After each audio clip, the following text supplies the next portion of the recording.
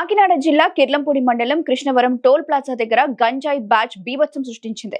New year సందర్భంగా పోలీసులు వాహనాలు తనిఖీ చేస్తుండగా కార్ ఆపుతున్నట్టుగా నటించి డ్రైవర్ వేగంగా ముందుకెళ్లాడు. దీంతో ఇద్దరు కానిస్టేబుళ్లకు గాయాలయ్యాయి. ఈ కార్ విశాఖ నుంచి రాజమండ్రి వెళ్తున్నట్టు గుర్తించారు. చివరికి కేటుగాళ్లు రాజానగరంలో కార్ను వదిలి పారిపోయారు. టోల్ ప్లాజా సీసీ ఫుటేజ్ ఆధారంగా పోలీసులు కేసు నమోదు చేసి దర్యాప్తు చేపట్టారు.